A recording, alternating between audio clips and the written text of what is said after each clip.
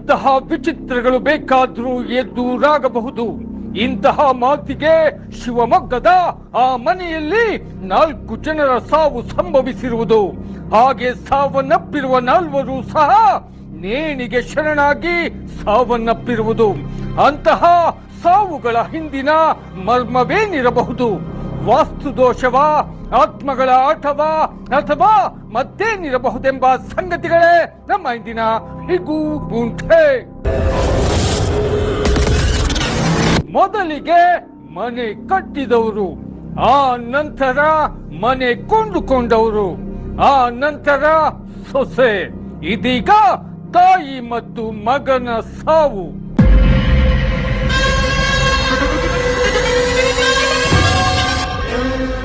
ಶಿವಮೊಗ್ಗದ ಅಶ್ವಥ್ ನಗರದ 5ನೇ ತಿರುವಿನಲ್ಲಿದೆ ದಿವಂಗತ ಡಾಕ್ಟರ್ ನಾಗರಾಜ್ ಹೊಮ್ಮರಡಿ ಅವರ ಭವ್ಯವಾದ ಬಂಗಲೆ.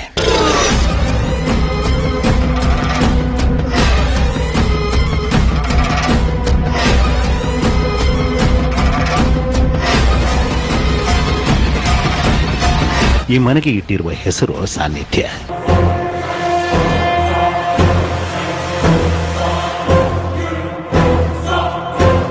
ಇಂತಹ ಭವ್ಯವಾದ ಬಂಗಲೆಯನ್ನ 13 ವರ್ಷಗಳ ಹಿಂದೆ ಮಕ್ಕಳ ತಜ್ಞರಾಗಿದ್ದ ಡಾಕ್ಟರ್ ನಾಗರಾಜ್ ಹೊಮ್ಮರಡಿ ಅವರು ಖರೀದಿಸಿದ್ರು.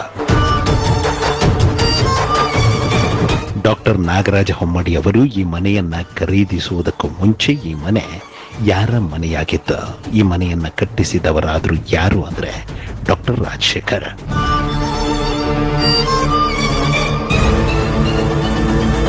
ಶಿವಮೊಗ್ಗದಲ್ಲಿ ಫಿಸಿಷಿಯನ್ ಆಗಿದ್ದ ರಾಜಶೇಖರ್ ರವರು ಈ ಮನೆಯನ್ನ ಬಹಳಷ್ಟು ಇಷ್ಟಪಟ್ಟು ಕಟ್ಟಿದ್ರು. ಹಾಗೆ ಈ ಮನೆಯನ್ನ ಕಟ್ಟಿದ ಕೆಲವೇ ದಿನಗಳಲ್ಲಿ ಒಂದು ವಿಚಿತ್ರ ಎದುರಾಯಿತು.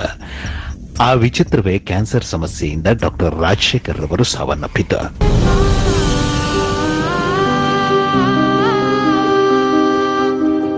ಈ ಮನೆಯನ್ನ ಕಟ್ಟಿಸಿದ ಕೆಲವೇ ದಿನಗಳಲ್ಲಿ ಡಾಕ್ಟರ್ ರಾಜಶೇಖರ್ ರವರು ನಿಧನರಾದ ನಂತರ ಡಾಕ್ಟರ್ ರಾಜಶೇಖರ್ ಅವರ ಕುಟುಂಬವು ಈ ಮನೆಯನ್ನ ಮಾರಲು ಮುಂದಾಯಿತು. ಆ ಸಮಯದಲ್ಲಿ ಡಾಕ್ಟರ್ ನಾಗರಾಜ್ ರವರ ಈ ಮನೆಯನ್ನ ಖರೀದಿಸಿದ್ರು. ಈ ಮನೆಯನ್ನ ಖರೀದಿಸಿದ ಕೆಲವೇ ವರ್ಷಗಳಲ್ಲಿ ಒಂದು ವಿಚಿತ್ರ ನಡೆದು ಬಿಟ್ಟಿತು. ಆ ವಿಚಿತ್ರವೇ ಆಸ್ಪತ್ರೆಯಲ್ಲಿ ಆದ ಜಗಳದಿಂದ ಬೇಸತ್ತು ಡಾಕ್ಟರ್ ನಾಗರಾಜ್ ರವರ ನೇಣಿಗೆ ಶರಣಾಗಿ ಸಾವನ್ನಪ್ಪಿದ್ದ.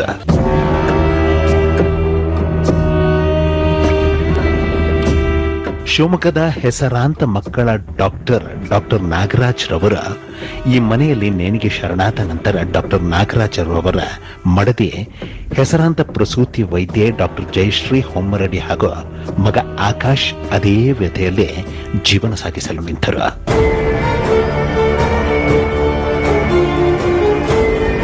ಪತಿ ಸಾವನ್ನಪ್ಪಿದ ನಂತರ ಡಾಕ್ಟರ್ ಜಯಶ್ರೀ ಹೊಮ್ಮರಡಿ ಅವರ ನರ್ಸಿಂಗ್ ಹೋಮ್ ನಡೆಸಲು ನಿಂತರು. ಇನ್ನು ಮಗ ಆಕಾಶ್ ರಿಯಲ್ ಎಸ್ಟೇಟ್ ವ್ಯವಹಾರದಲ್ಲಿ ನಿರತರಾದರು.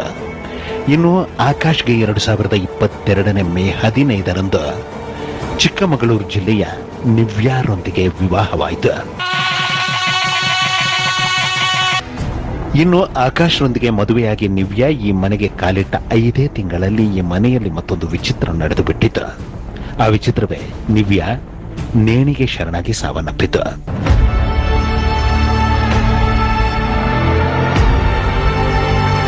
ಮಗ ಮತ್ತು ಅತ್ತೆಯ ಟಾರ್ಚರ್ನಿಂದಾಗಿ ನಮ್ಮ ಮಗಳು ನಿವ್ಯಾ ನೇಣಿಗೆ ಶರಣಾಗಿದ್ದಾಳೆಂದು ನಿವ್ಯಾರವರ ಪೋಷಕರು ರೋಧಿಸಲು ನಿಂತರು.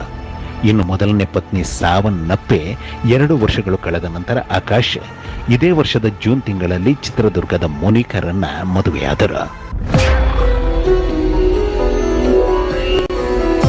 ಇನ್ನು ಆಕಾಶ್ 2ನೇ ಮದುವೆಯಾಗಿ 6 ತಿಂಗಳು ಕಳೆಯುವುದರೊಂದಿಗೆ ಮತ್ತೊಂದು ವಿಚಿತ್ರ ಎದುರಾಗಿ ಬಿಟ್ಟಿದೆ. ಆ ವಿಚಿತ್ರವೇ ಮಗ ಆಕಾಶ್ ಹಾಗೂ ತಾಯಿ ಡಾಕ್ಟರ್ ಜಯಶ್ರೀಯವರು ನೇಣಿಗೆ ಶರಣಾಗಿ ಬಿಟ್ಟಿರುವುದು.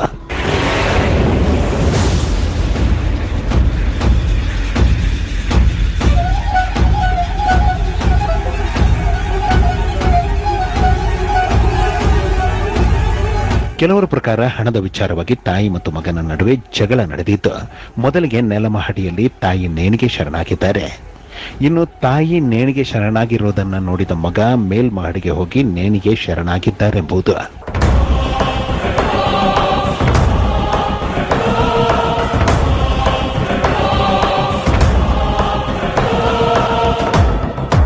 ತಾಯಿ ಮತ್ತು ಮಗ ನೇಣಿಗೆ ಶರಣಾಗಿ ಸಾವನ್ನಪ್ಪಿರುವುದರ ಹಿಂದೆ ಮತ್ತೇನಾದರೂ ಇದೆಯಾ ಎಂಬ ಪ್ರಶ್ನೆಗಳನ್ನ ಹಿಡಿದು ಇದೀಗ ಶಿವಮೊಗ್ಗ ಪೊಲೀಸರು ತನಿಖೆಯನ್ನ ಮಾಡುತ್ತಿದ್ದಾರೆ.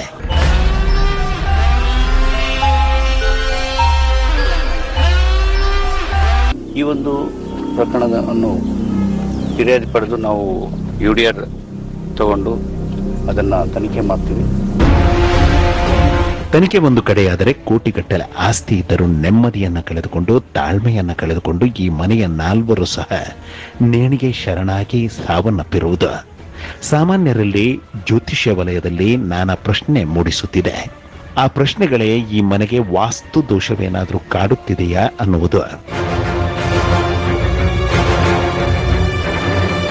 ಈ ಮನೆಗೆ ಆತ್ಮಗಳ ಪ್ರೇತಾತ್ಮಗಳ ಕಾಟವೇನಾದರೂ ಇದೆಯಾ ಅನ್ನೋದು.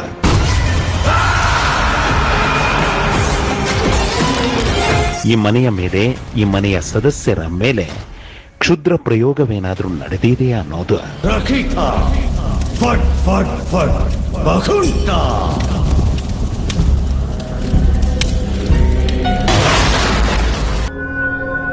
ಅಂತಹ ನಾನಾ ಪ್ರಶ್ನೆಗಳ ನಡುವೆ ಮತ್ತೇನಾದ್ರೂ ವಿಚಾರ ಅಡಗಿವೆಯಾ ಅನ್ನೋದು.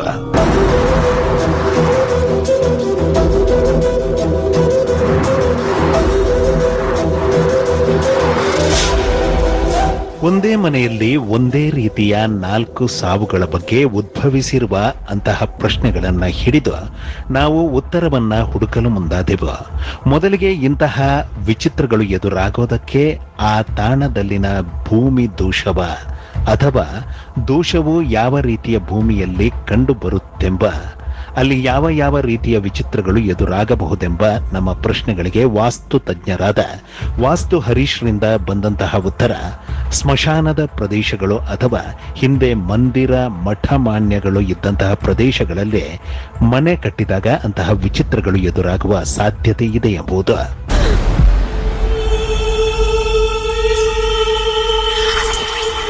ಆ ನೆಲದಲ್ಲಿ ಸ್ಮಶಾನ ಇತ್ತಾ, ಬೇರೆ ಏನಾದರೂ ಇತ್ತಾ, ಇದು ಯಾವುದು ನಮಗೆ ಮಾಹಿತಿ ಇರೋದಿಲ್ಲ. ಇವತ್ತು ಮಣ್ಣಿಗೆ ಚಿನ್ನಕ್ಕಿಂತ ಬೆಲೆ ಇದೆ.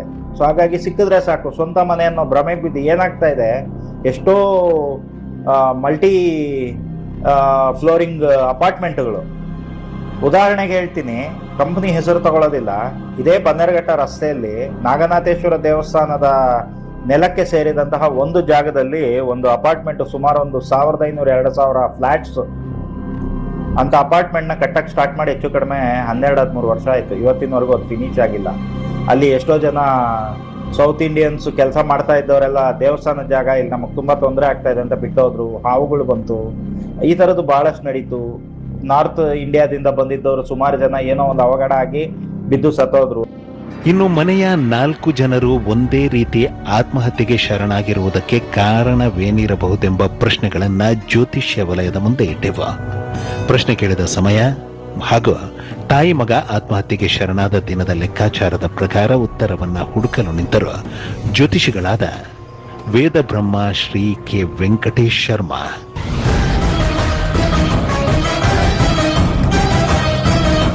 ಜ್ಯೋತಿಷಿಗಳಾದ ವೆಂಕಟೇಶ್ ಶರ್ಮರವರ ಲೆಕ್ಕಾಚಾರದ ಪ್ರಕಾರ ಮನೆ ಕಟ್ಟಿಸುವ ಸಮಯದಲ್ಲೇ ಆ ಮನೆಗೆ ಕ್ಷುದ್ರ ಪ್ರಯೋಗ ನಡೆಸಲಾಗಿದೆ ಎಂಬುದು.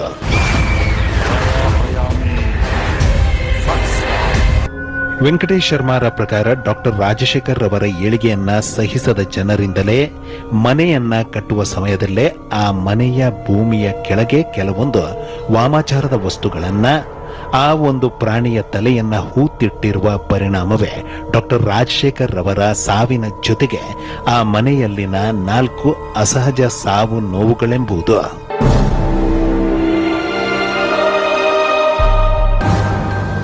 ಕೆಟ್ಟದ್ದು ನಡೆದಿದೆ, ಅವ್ರ ಮನೆ ಮೇಲೆ ಪ್ರಯೋಗ ನಡೆದಿದೆ. ಇದಕ್ಕೆ ವಾಮಾಚಾರ ಅಂತಕ್ಕಂಥದ್ದು ನಡೆದಿರೋದ್ರಿಂದ ಆ ಮನೆಗೆ ಕೆಟ್ಟ ದೃಷ್ಟಿ ಬಿದ್ದಿದೆ. ಯಾಕೆ ಅಂತಂದ್ರೆ ನೋಡಿ, ಯಾರೂ ಸಹ ಅವ್ರ ಮನೆ ಒಳಗಡೆ ಹೋಗಿಲ್ಲ, ಏನೂ ಸಹ ಅವ್ರು ನೋಡ್ಸಿಲ್ಲ. ಯಾವಾಗ ಆ ಮನೆಯಲ್ಲಿ ರಾಜಶೇಖರ್ ಸತ್ತಾಗ ಅವಾಗೇ ಅದನ್ನ ಕಂಡಿಡಿದು ಸ್ವಲ್ಪ ಪರಿಹಾರ ಮಾಡ್ಕೊಂಡಿದ್ರೆ ಈ ಸಾವುಗಳಾಗ್ತಾ ಇರ್ಲಿಲ್ಲ.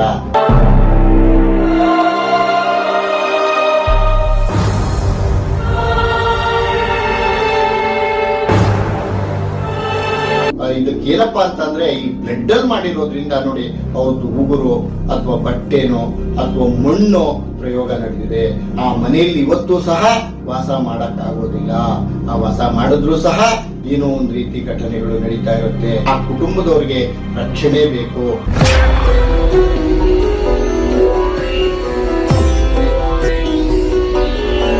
ನಾವು ಈ ಮನೆಯಲ್ಲಿನ ಒಟ್ಟು 5 ಸಾವುಗಳ ಬಗ್ಗೆ ಮತ್ತೊಂದು ವಿಧಾನದ ಮೂಲಕ ಉತ್ತರವನ್ನ ಪತ್ತೆ ಹಚ್ಚಲು ಮುಂದಾದೆವ.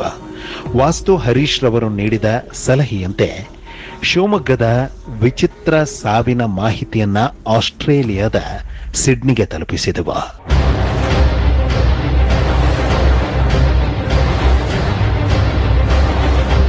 ವಾಸ್ತು ಹರೀಶ್ ರವರಿಗೆ ಈ ಸಿಡ್ನಿಯಲ್ಲಿ ಪರಿಚಯವಿರುವ ಸಾಫ್ಟ್ವೇರ್ ಇಂಜಿನಿಯರ್ ಆಗಿರುವ, ಆಧ್ಯಾತ್ಮದಲ್ಲಿ ಸಾಧನೆ ಮಾಡುತ್ತಿರುವ, ವಿಶೇಷ ತರಂಗಗಳ ಬಗ್ಗೆ, ಮಾನವಾತೀತ ಶಕ್ತಿಗಳ ಬಗ್ಗೆ, ಆತ್ಮ ಹಾಗೂ ಪ್ರೇತಾತ್ಮಗಳ ಬಗ್ಗೆ ಅಧ್ಯಯನ ನಡೆಸುತ್ತಿರುವ ರಾಜೇಶ್ ರವರಿಗೆ ಮಾಹಿತಿಯನ್ನ ನಾವು ರವಾನಿಸಿದೆವು.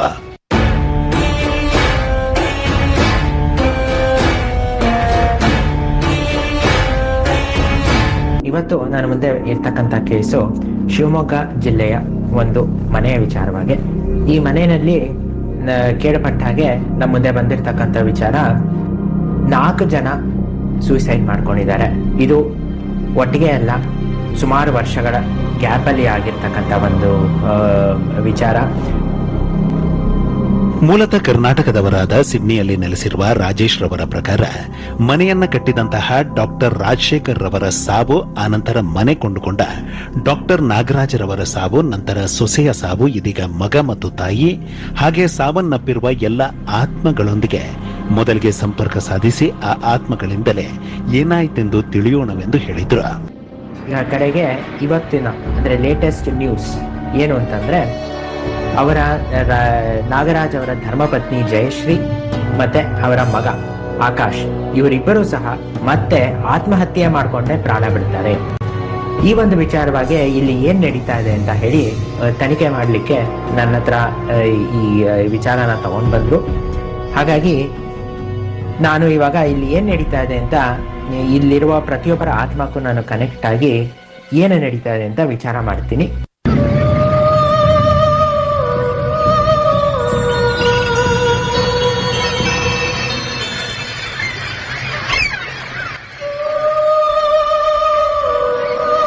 ಈಗ ಜಯಶ್ರೀ ಅವರನ್ನ ಪ್ರಶ್ನೆ ಮಾಡಿ ಏನಾಗತ್ತೆ ಅಂತ ನೋಡೋಣ. ಆ ಮನೆಯಲ್ಲಿ ಜಯಶ್ರೀ ತೀರ್ಕೊಂಡಾದ ನಂತರ ನಾನು ಅವರ ಎನರ್ಜೀಸ್ಗೆ ಕನೆಕ್ಟ್ ಆಗಿದ್ದೀನಿ. ಆ ಆತ್ಮ ಇನ್ನೂ ಅದೇ ಮನೆಯಲ್ಲಿ ಇದೆಯಾ?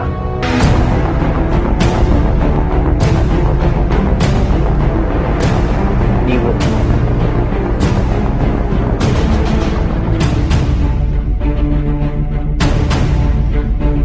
ನನಗೆ ಬಂದಂತ ಡೌನ್ಲೋಡು, ಆ ಆತ್ಮ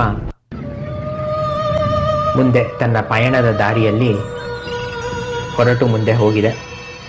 ಆದ್ದರಿಂದ ಇವತ್ತು ಆಕೆಗೆ ಅಂದರೆ ಆ ಮನೆಯಲ್ಲಿ ಸೂಸೈಡ್ ಆದ ನಂತರ ಏನು ನಾವು ಹೇಳ್ತೇವೆ, ಒಂದು ದುರ್ಮರಣ, ಏನಾಗ ಆತ್ಮಕ್ಕೆ ಸದ್ಗತಿ ಸಿಗಲ್ಲ ಅನ್ನುವಂಥದ್ದು ಅವರ ಆತ್ಮ ಮುಂದೆ ಹೋಗಾಗಿದೆ. ಜ್ಞಾನದ ಮೂಲಕ, ಸುಪ್ತಾವಸ್ಥೆಯ ಮೂಲಕ, ತರಂಗ ಶಕ್ತಿಗಳ ಮೂಲಕ ಶಿವಮೊಗ್ಗದ ಆ ಮನೆಯಲ್ಲಿ ಯಾವ ಆತ್ಮಗಳು ಇವೆ, ಯಾವ ಆತ್ಮಗಳು ಅಲ್ಲಿಲ್ಲ ಅನ್ನೋದನ್ನ ಹೇಳಲು ನಿಂತ ರಾಜೇಶ್ ರವರು ಮೊದಲಿಗೆ ಡಾಕ್ಟರ್ ಜಯಶ್ರೀ ಅವರ ಆತ್ಮವು ಆ ಮನೆಯಲ್ಲಿ ಇದೀಗ ಇಲ್ಲ, ಅದು ತನ್ನ ದಾರಿಯನ್ನ ಹಿಡಿದು ಮುಂದೆ ಸಾಗಿದೆ ಅಂತ ಹೇಳಿದ್ರು. ಅನಂತರ ಆಕಾಶ ಆತ್ಮದ ವಿಚಾರವನ್ನ ಹೇಳಲು ನಿಂತರು.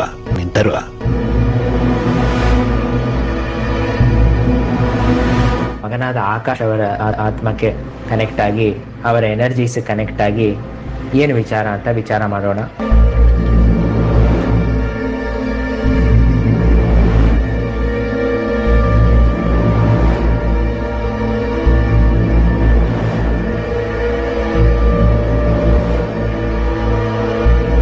ಅದೇ ರೀತಿ ಆಕಾಶ್ ಅವರ ಆತ್ಮ ಸಹ ಅಲ್ಲಿ ಇಲ್ಲ, ಅದನ್ನು ತನ್ನ ಹಾದಿಯನ್ನು ಹಿಡಿದು ಮುಂದೋಗಿದೆ. ಮಗ ಆಕಾಶ ಆತ್ಮವು ಇದೀಗ ಆ ಮನೆಯಲ್ಲಿ ಇಲ್ಲ, ಅದು ಸಹ ತನ್ನ ದಾರಿಯನ್ನ ಹಿಡಿದು ಮುಂದೆ ಸಾಗಿದೆ ಅಂತ ಹೇಳಲು ನಿಂತ ಸಿಡ್ನಿಯಲ್ಲಿ ವಾಸವಾಗಿರುವ ರಾಜೇಶ್ ರವರು ಇದೀಗ ಆ ಮನೆಯಲ್ಲಿ ಯಾವ ಆತ್ಮಗಳು ಇವೆ ಅನ್ನೋದನ್ನ ಹೇಳಲು ನಿಂತರು.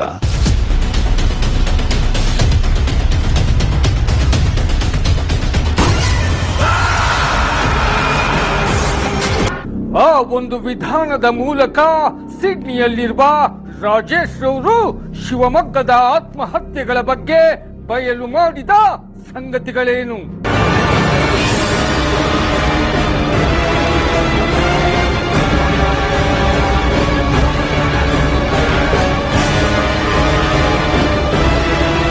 ಸಿಡ್ನಿಯಲ್ಲಿರುವ ರಾಜೇಶ್ ರವರ ಪ್ರಕಾರ ಶಿವಮೊಗ್ಗದಲ್ಲಿ ಆತ್ಮಹತ್ಯೆಗೆ ಶರಣಾಗಿರುವ ಡಾಕ್ಟರ್ ಜಯಶ್ರೀ ಹಾಗೂ ಅವರ ಮಗ ಆಕಾಶ ಆತ್ಮಗಳು ಇದೀಗ ಈ ಮನೆಯಲ್ಲಿ ಇಲ್ಲ ಎನ್ನುವುದು, ಆ ಆತ್ಮಗಳು ತಮ್ಮ ದಾರಿಯನ್ನು ಹಿಡಿದು ಮುಂದೆ ಸಾಗಿವೆ ಅನ್ನೋದು, ಇನ್ನು ಸೊಸೆ ನವ್ಯ ಹಾಗೂ ಡಾಕ್ಟರ್ ನಾಗರಾಜರ ಆತ್ಮಗಳು ಇದೀಗ ಎಲ್ಲಿವೆ?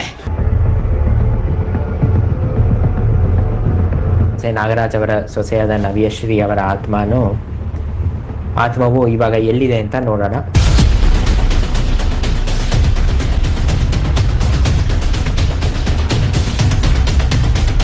ಅವರ ಆತ್ಮವು ಸಹ ತನ್ನ ಪಯಣದಲ್ಲಿ ಮುಂದುವರೆದಿದೆ, ಏನು ಯೋಚನೆ ಇಲ್ಲ.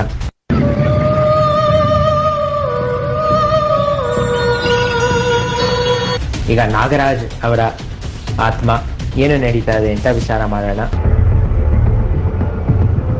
ನಾಗರಾಜ್ ಅವರ ಆತ್ಮ ಸಹ ಮುಂದೆ ಹೋಗಿದೆ. ರಾಜೇಶ್ ರವರ ಪ್ರಕಾರ ಶಿವಮೊಗ್ಗದ ಈ ಮನೆಯಲ್ಲಿ ನೇಣಿಗೆ ಶರಣಾದ 4 ಜನರ ಆತ್ಮಗಳು ಇದೀಗ ಈ ಮನೆಯಲ್ಲಿ ಇಲ್ಲ. ಅವು ತಮ್ಮ ದಾರಿ ಹಿಡಿದು ಮುಂದೆ ಸಾಗಿವೆ. ಇನ್ನು ಆ ಒಂದು ಆತ್ಮದ ಬಗ್ಗೆ ತಿಳಿಯೋಣ ಅಂತ ಹೇಳಿ ಮನೆಯನ್ನ ಕಟ್ಟಿದಂತಹ ಡಾಕ್ಟರ್ ರಾಜಶೇಖರ್ ರವರ ಆತ್ಮ ಇದೀಗ ಎಲ್ಲಿದೆ ನೋಡೋಣ ಅಂತ ಹೇಳಿ ಆ ಮನೆಯ ಮಾಲೀಕರಾದ ರಾಜಶೇಖರ್ ಅವರ ವಿಚಾರವಾಗಿ ಕುರಿತು ಒಂದು ಪ್ರಶ್ನೆ ಮಾಡ್ತೀನಿ.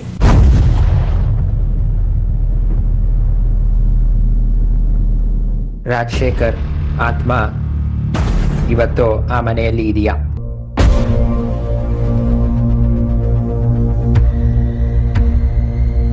ಅವರ ಎನರ್ಜೀಸ್ಗೆ ಕನೆಕ್ಟ್ ಆದಾಗ ಬರ್ತಕ್ಕಂಥ ಡೌನ್ಲೋಡು ಅವರ ಆತ್ಮ ಇನ್ನು ಅತೃಪ್ತಿಯಾಗಿ ಅದೇ ಮನೆಯಲ್ಲಿ ಸಂಚರಿಸ್ತಾ ಇದೆ.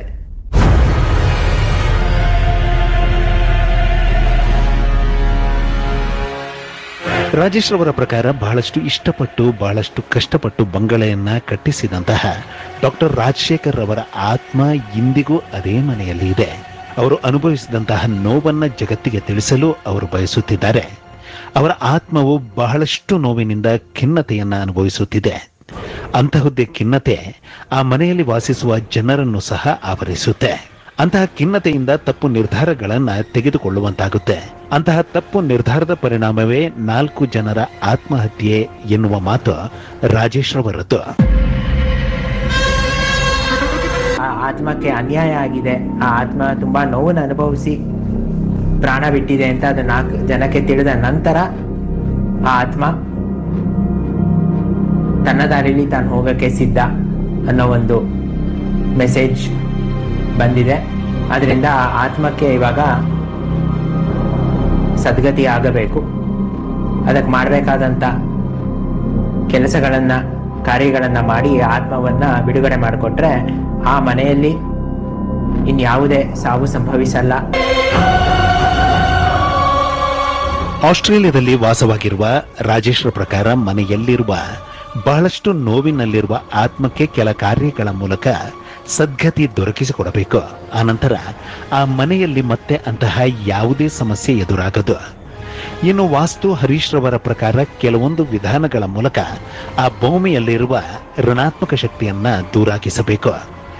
ಜ್ಯೋತಿಷಿ ವೆಂಕಟೇಶ್ ಶರ್ಮಾ ರವರ ಪ್ರಕಾರ ಕೆಲವೊಂದು ಹೋಮ ಹವನಗಳ ಮೂಲಕ ಆ ಮನೆಯ ಮೇಲೆ ಆಗಿರುವಂತಹ ವಾಮಾಚಾರದ ದುಷ್ಟತೆಯನ್ನ ದಮನ ಮಾಡಬೇಕೆಂಬುದು.